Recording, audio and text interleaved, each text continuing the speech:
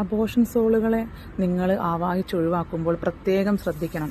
കാരണം എന്തെങ്കിലും ഒരു കാരണവശാൽ അത് തിരിച്ചു വന്നു കഴിഞ്ഞാൽ നിങ്ങളെ ജീവിതം നശിപ്പിച്ചിട്ടേ അവർ തിരിച്ചു പോവുള്ളൂ.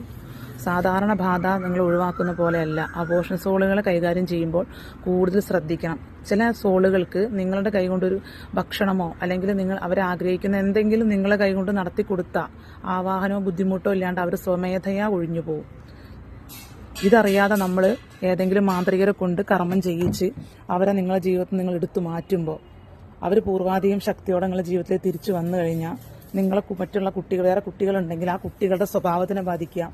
ആ കുട്ടികൾ സ്വയം ജീവൻ തന്നെ ഒടുക്കാനുള്ള ഒരു ചിന്തയിലേക്ക് പോവാം. നിങ്ങളുടെ ഭർത്താവും ഭാര്യയും നിങ്ങൾ പരസ്പരം, ഭാര്യയാണെങ്കിൽ ഭർത്താവിനോട് ദേഷ്യം വരാം, ഭർത്താവ് ഭാര്യയോട് ദേഷ്യം വരാം, മാരകമായ അസുഖം വരാം, കുടുംബം നശിപ്പിച്ചിട്ടേ പിന്നെ അവർ പോവുകയുള്ളൂ. അപ്പോൾ അബോർഷൻ സോളിന്റെ പ്രശ്നം ഉണ്ടെങ്കിൽ നിങ്ങൾ ആ സോളിന് നിങ്ങളോട് എന്തെങ്കിലും പറയാനുണ്ടോ എന്നുള്ളത് അറിഞ്ഞിട്ട്